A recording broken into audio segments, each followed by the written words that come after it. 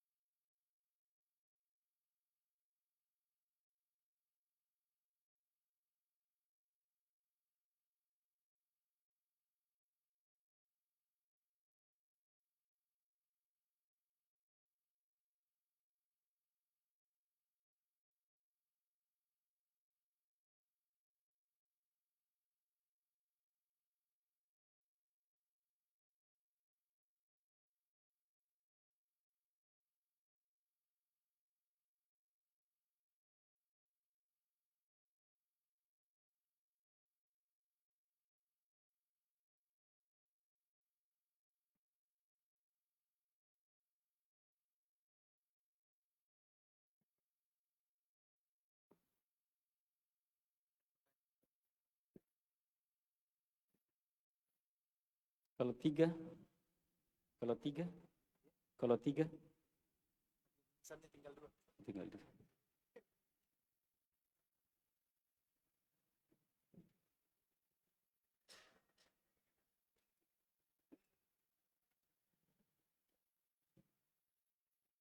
Bismillahirrahmanirrahim. Assalamualaikum warahmatullahi wabarakatuh. Innal hamdalillah nahmaduhu wa nasta'inuhu wa nastaghfiruh wa na'udzu billahi min shururi anfusina wa sayyiati a'malina. Man yahdihillahu fala mudilla lahu wa man yudlil fala hadiya lahu. Wa ashhadu an la ilaha illallah wahdahu la syarika lahu wa ashhadu anna Muhammadan abduhu wa rasuluh. Ya ayyuhalladzina amanu taqullaha haqqa tuqatih wa la tamutunna illa wa antum muslimun. Ya ayyuhan nasu taqu rabbakumul ladzi khalaqakum min nafsin wahidah wa khalaqa minha zawjaha wa batha minhuma rijalan katsiran wa nisaa'a. Wattaqullaha alladzi tasaaluna bihi wal arham innallaha kana 'alaikum raqiba.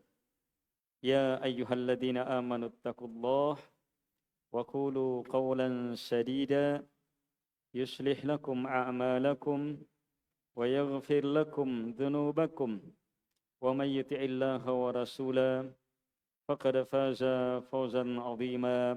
Amma ba'd. Rasulullah sallallahu alaihi wa ala alihi wasallam bersabda, innamal a'mal bil khawatim. Tidaklah amalan-amalan itu kecuali ditentukan oleh akhirnya, penutupnya. Dan ini sesi terakhir. Ini lebih menentukan daripada pertama, kedua, dan seterusnya. Karena itu di akhir semakin ikhlaskan niat, semakin bersungguh-sungguh dalam menuntut ilmu,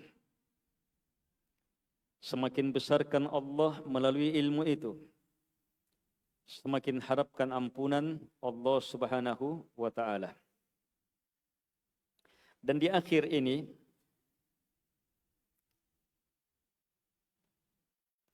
kami ingatkan bahwa terhambakannya hati,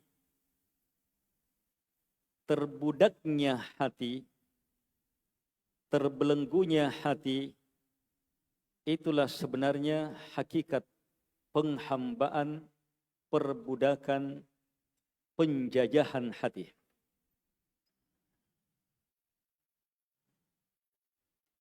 Ukurannya kita sudah tahu. Banyak ukuran. Ketika ada selain Allah yang kita jadikan tolak ukur dalam ridho dan benci. Hati-hati dalam ridho dan benci. Dia ridho bukan karena Allah, karena kekuasaan, karena uang, karena proyek, karena bantuan, karena ini, karena itu. Bukan karena Allah Subhanahu wa ta'ala. Dia benci juga bukan karena Allah Subhanahu wa ta'ala.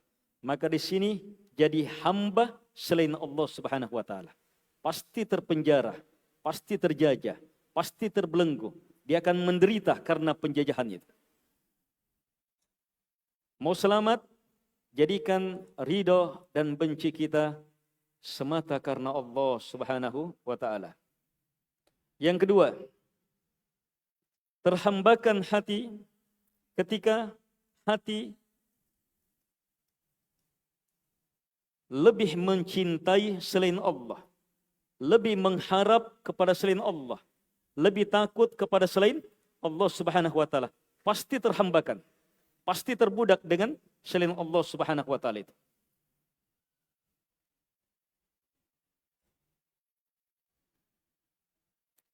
Yang ketiga, ini yang ingin saya ingatkan.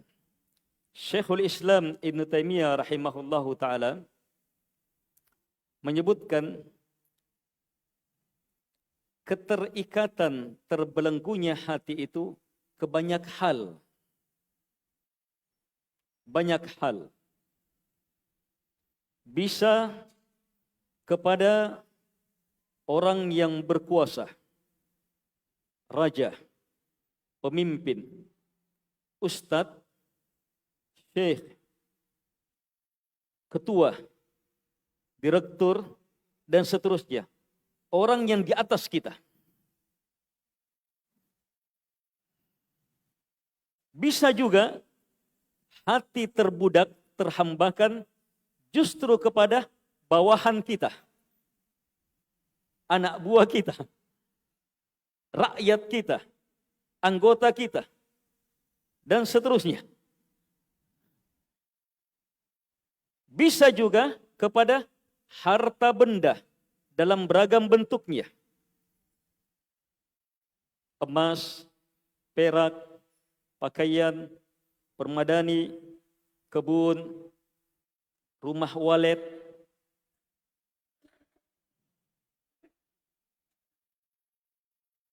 jabatan, pangkat, ketenaran, keuntungan dunia, sawit. Hati bisa terikat kepadanya sehingga kita terjajah, tidak bisa lepas darinya.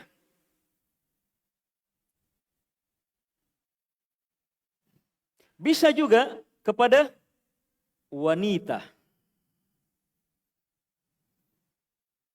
Wanita terikat dalam harapan, cinta, takutnya sehubungan dengan wanita. Sehingga terbelenggu hatinya.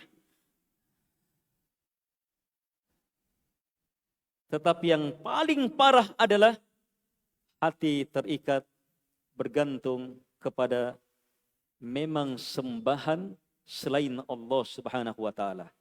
Kuburan-kuburan yang disembah. Patung-patung yang disembah. Pepohonan-pepohonan yang disembah.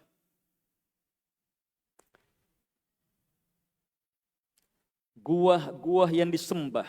Batu-batu yang disembah. Bintang-bintang yang disembah. Matahari yang disembah. Bulan yang disembah. Itu penghambaan paling mengerikan. Syiriknya syirik akbar.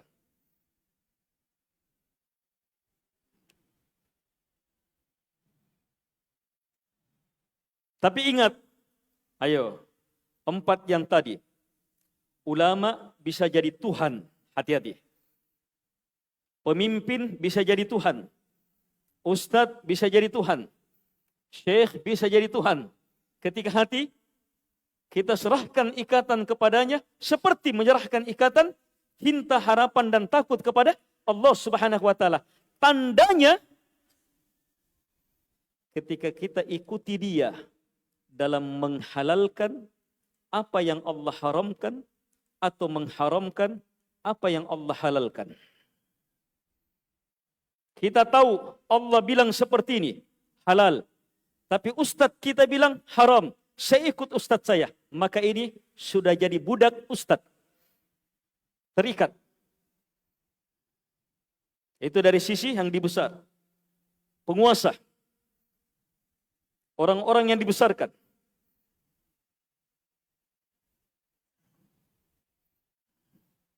Ini saya tidak urai, pendalilannya banyak sekali. Seperti kondisi ruhban, para ahli ibadah dan ahbar. Para ulama, orang Yahudi dan Nasara. Mereka itu disebut dalam Quran sebagai apa? Tuhan-Tuhan. Sahabat Adi bin Hatim tanya, ya Rasulullah, kami tidak jadikan mereka Tuhan. Kami tidak beribadah, sholat kepadanya. Tapi Nabi bilang, bukankah? Ketika mereka menghalalkan yang Allah haramkan, kalian juga halalkan? Oh, kalau itu iya. Bukankah ketika mereka mengharamkan yang Allah halalkan, kalian juga ikut haramkan? Oh, kalau itu iya. Kata Nabi, tilka ibadatuhum iyahum. Itu ibadahnya mereka kepada mereka. Itu perbudakan itu. La ilaha illallah. Menghancurkan semua itu. Wa ashhadu anna Muhammadar Rasulullah. Meluruskan hanya Nabi Muhammad yang diambil. Halal atau tidak, haram atau tidaknya. Tidak ada manusia selainnya. Tapi hormati para ulama. Muliakan para ulama. Hargai para ulama. Hormati para kiai, para syekh, para ustadz. Muliakan. Tapi jangan jadikan mereka Tuhan. Haram seharam-haramnya. Bisa juga murid jadi Tuhannya gurunya. Rakyat jadi Tuhannya pemerintahnya. Panglima, ABRI itu punya Tuhan. Bisa. Tuhannya siapa? Prajurit-prajuritnya. Sekarang kebalikannya. Yang di bawah jadi Tuhan.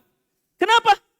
Sebab yang di bawah yang menjadi penentu ridha dan bencinya yang di atas.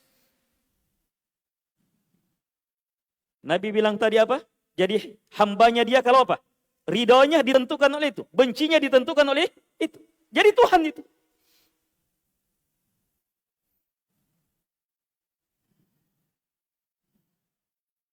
Kalau penghambaan di atas memperbudak di bawah, yang di atas jadi Tuhan, itu banyak dipahami orang. Tapi yang kedua ini, banyak orang terjatuh dan tidak dipahami.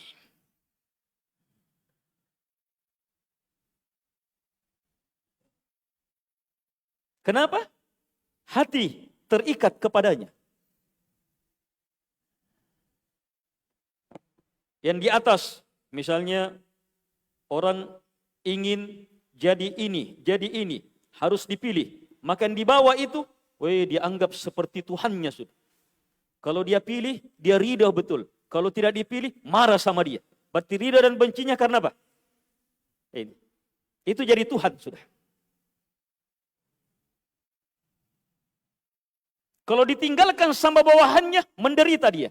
Itu orang terpenjara itu.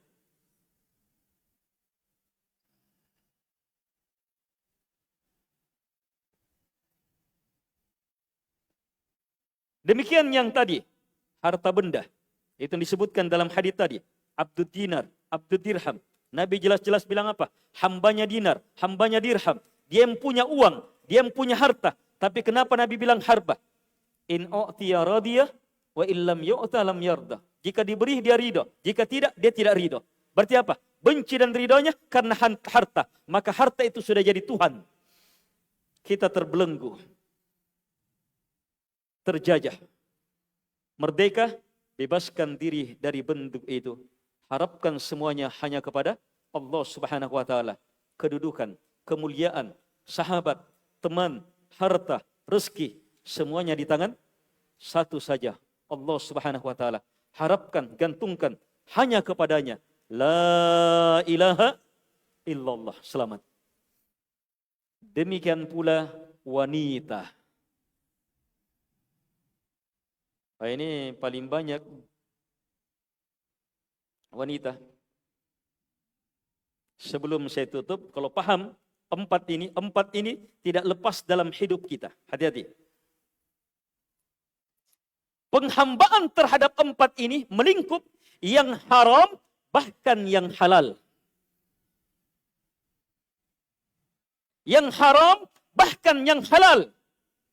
Ta'isa abdud dinar, hamba dinar. Siapa yang punya uang? Dia yang punya. Sesuatu yang halal. Tapi jadi budaknya. Apalagi kalau hatinya terikat terhadap uang, uang haram lagi. Lebih parah lagi. Cermat ini.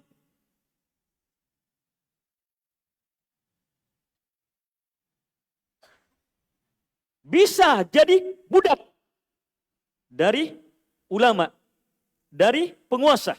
Penguasa yang sah, ulama yang baik. Tapi tetap bisa jadi budak. Kalau apa? Cinta dan benci, ridho semata karena maunya yang di atas.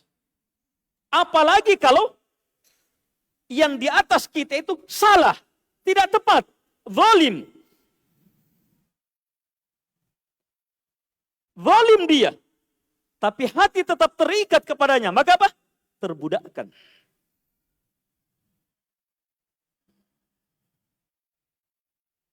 Ukurannya apa? Jika diberi, dia ridho. Jika tidak, dia marah. Itu ukuran pasti itu. Dari Nabi Sallallahu Alaihi Wasallam. Wanita, istri, halal.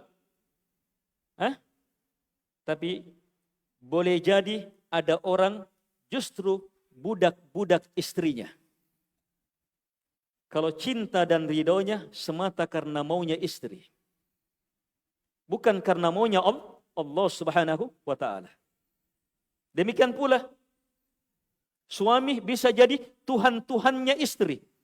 Kalau cinta dan ridhonya semata karena maunya suami. Bukan karena maunya Allah Subhanahu wa ta'ala. Terus bagaimana lagi kalau wanita yang cinta dan ridhonya dia tergantung kepadanya wanita haram.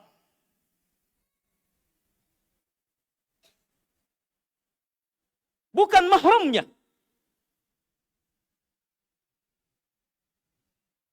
Itu penghambaan di dalamnya lebih mengerikan lagi.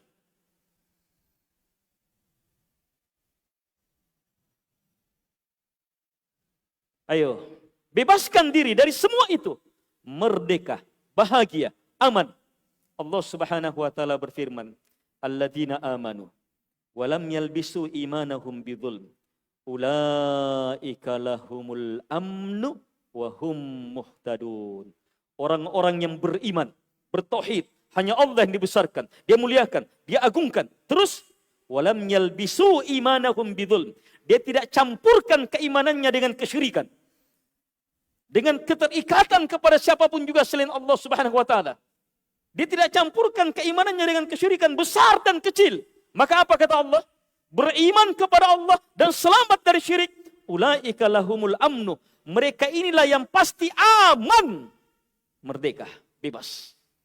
Dunia, alam barzah, akhirat. Wahum, dan mereka muhtadun. Tertuntun betul. Dapat hidayah terus.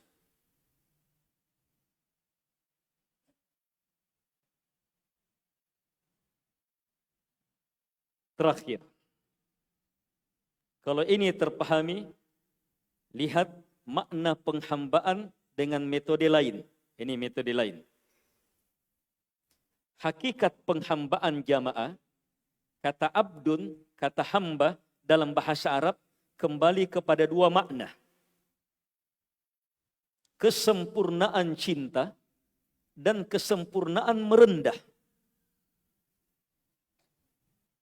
Kesempurnaan cinta, kesempurnaan merendah. Kita datang ke masjid karena Allah yang paling kita cintai dan kita betul-betul karena tunduk merendah kepada Allah, itu hamba Allah namanya. Tapi ingat, kalau kita mencintai sesuatu, tapi tidak tunduk merendah kepadanya, maka belum jadi hamba.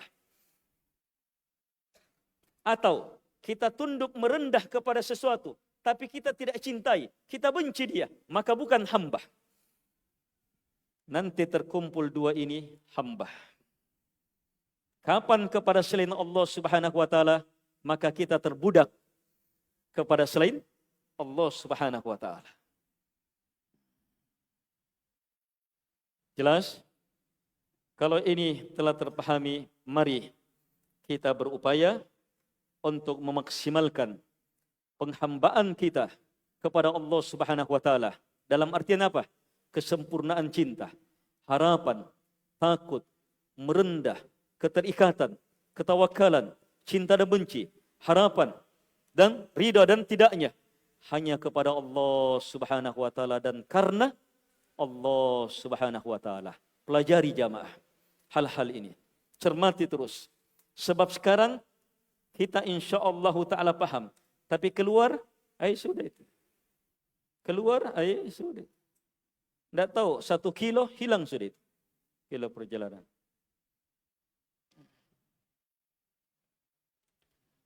Lihat.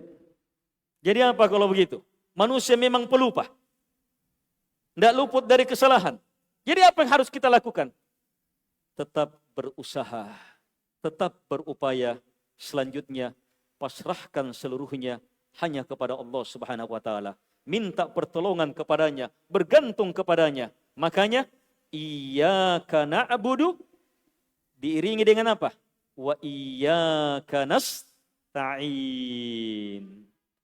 Hanya kepadamu ya Allah kami beribadah, tidak kepada selainmu. Itu semua pembahasan kita dari awal sampai tadi. Wa iyyaka nasta'in. Hanya kepadamu ya Allah kami minta pertolongan, tidak kepada selainmu.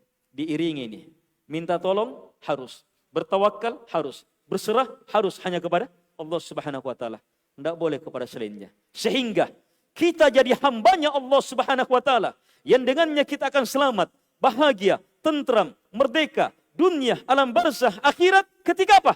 Allah satu-satunya yang paling kita cintai, paling kita harapkan, paling kita takuti, yang kita serahkan padanya ibadah kita. Dan dia pula satu-satunya yang kita mintai pertolongan supaya bisa mewujudkan hal ini. Bisa mewujudkan ibadah hanya kepadanya, tidak kepada yang lainnya. Hanya Allah. Sehingga kita perlu kepada Allah dalam dua jalur ini. Sebagai satu-satunya yang kita sembah dan sebagai satu-satunya yang kita mintai pertolongan. Yang pertama, tauhid rububiyah. Yang kedua, tauhid. Yang pertama, tauhid uluhiyah. Yang kedua, tauhid rububiyah. Yang pertama, kesempurnaan ibadah. Yang kedua, kesempurnaan doa, tawakal, isti'anah. Siapa yang menyempurnakan ini, sempurna bebasnya. Dari belenggu-belenggu yang menjermuskan dan sempurna kebahagiaannya, dunia, alam barzah, akhirat. Coba. Dan itu sudah terbukti oleh ribuan, jutaan orang-orang yang telah mendahului kita. Tinggal kita mau menempuh jejak mereka atau tidak. Tapi yang pasti kita terus minta supaya bisa menempuh jejak mereka. Di mana kita minta? Ihdina. Beri kami hidayah ya Allah. Tuntun kami ya Allah. Untuk apa? As-siratal mustaqim. Di atas jalan yang lurus. Jalannya para nabi, para siddiq, para syuhada, para solihin. Dalam tafsir ayat. Dijelaskan dalam ayat yang lain. Itu jalannya mereka. Kita minta itu. Supaya diberi hidayah. Masuk, kokoh, semakin hebat. Di atas jalan yang lurus. Siratal ladina an'amta alaihim. Jalannya orang yang engkau telah beri nikmat. Di situ nikmat yang sebenarnya. Bebas yang sebenarnya. Aman yang sebenarnya. Bahagia yang sebenarnya. Ghairil maghdubi alaihim waladdallin. Selamatkan ya Allah. Dari jalannya yang dimurkai. Dan selamatkan pula dari jalannya mereka yang sesat. Jadi seiring dengan semua upaya berilmu, beramal dan seterusnya, beribadah hanya kepada Allah, mewujudkan ikatan hanya kepadanya, kecintaan penuh, harapan dan seterusnya, cinta dan benci hanya karena Allah, benci dan ridha seluruhnya hanya karena Allah Subhanahu wa taala. Ini harus iringi dengan minta pertolongan. Pertanyaan pertama, siapa yang sebutkan doa minta pertolongan? Doa minta pertolongan yang terbaik kalau kita baca itu di waktu itu pasti diterima. Ini panitia minta 2 pertanyaan. Iya, Mas Sabri. Hah? Apa? Doa yang di mana?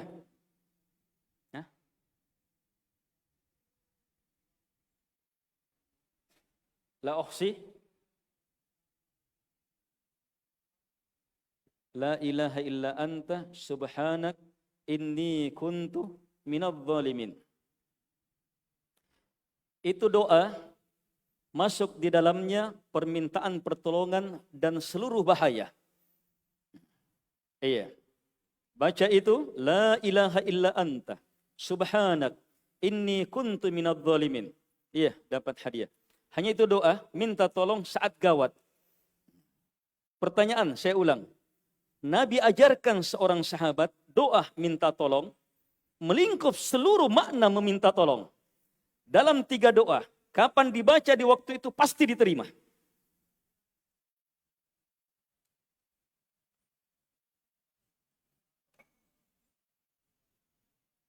Baik, itu sayyidul istighfar. Minta tolong doanya. Kalau saya sebut waktunya antum hafal itu. Iya, Pak. Hah? Ihdinas siratal mustaqim. Itu doa terdahsyat, melingkup semua doa. Tapi bukan itu jawabannya.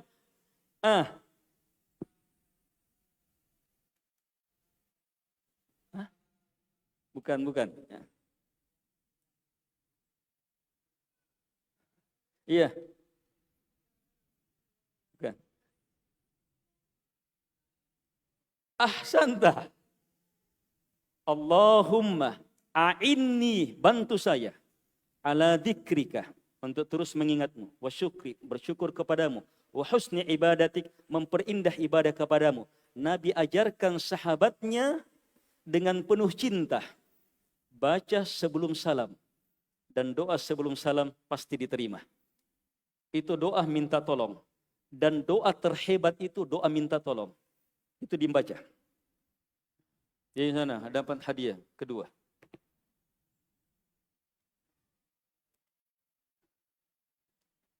Sudah habis. Hadiahnya sudah habis. Hadiah terakhir dari saya. Ada amplop saya tidak tahu isinya.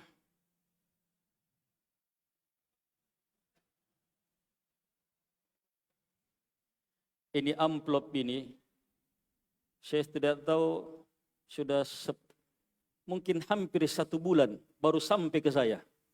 Sampainya di sini lagi di Mamuju. Padahal ini amplop Makassar ini.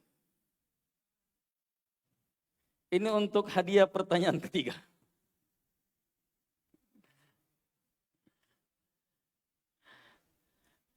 Tapi harus tepat jawabannya.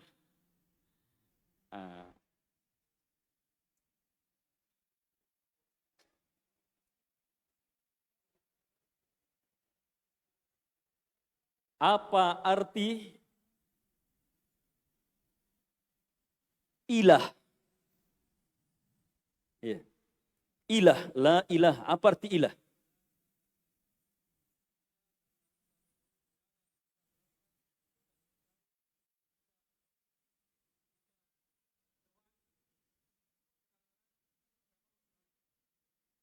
Berarti ilah yang paling dicintai. Ingat ya, bukan sekedar dicintai. Pahami? Yang paling dicintai, paling diharapkan, paling ditakuti.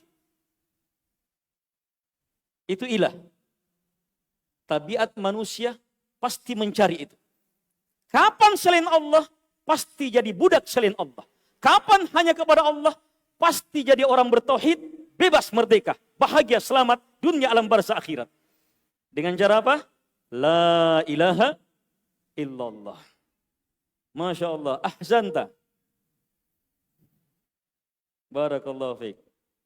Pertanyaan terakhir. Tidak ada hadiahnya. Tapi boleh jadi ini lebih. Tapi ini nilainya. Iya. Tidak bisa. Ini pertanyaan terakhir. Memang tidak bisa diukur. Jadi dikasih hadiah tidak cocok. Iya. Dia nilainya mengalahkan semua hadiah. Pertanyaan terakhir. Kapan? Coba sebutkan ukuran-ukuran yang dengannya seseorang menjadi hamba selain Allah Subhanahu wa taala.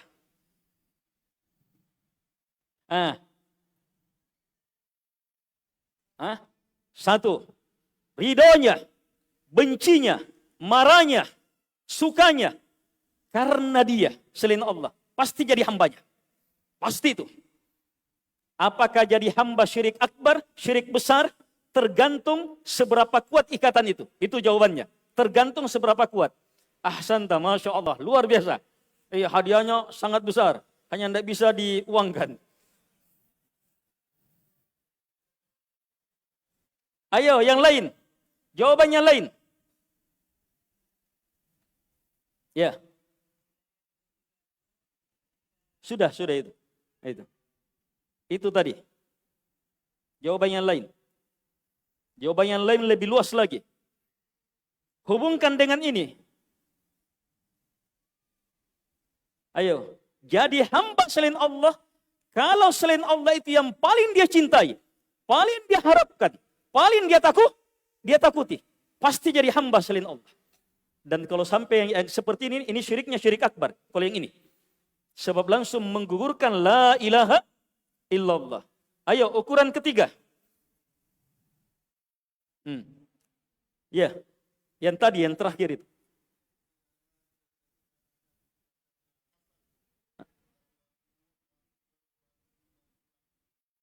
Coba, ulang.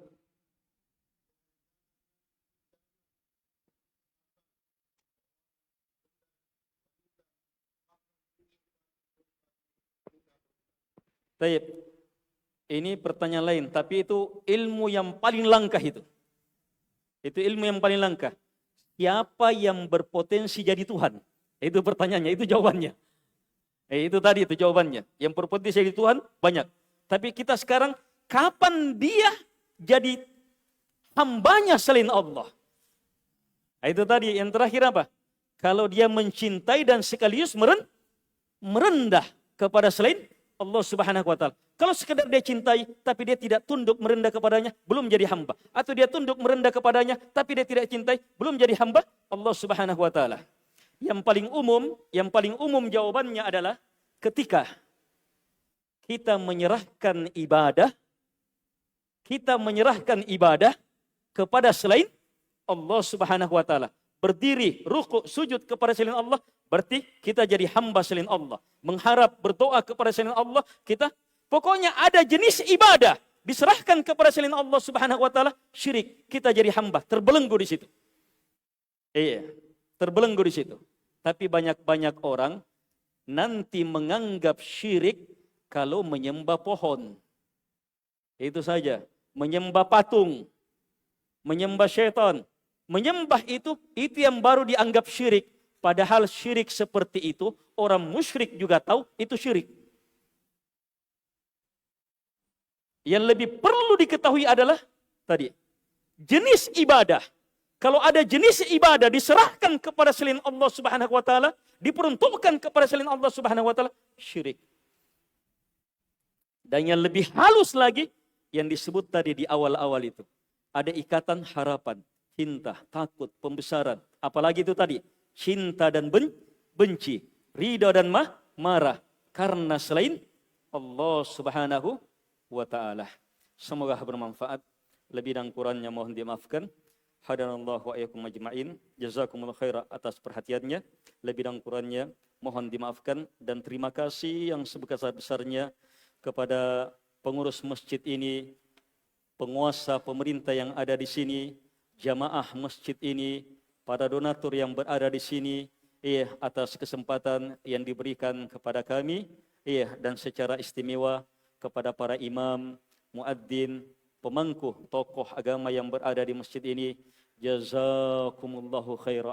Semoga Allah Subhanahu wa taala menjadikan kebaikan-kebaikan yang mereka kerahkan guna terlaksananya kegiatan ini dibalas dengan pembalasan yang berlipat berlimpah yang tiada akhirnya, dunia, alam barzah, akhirat.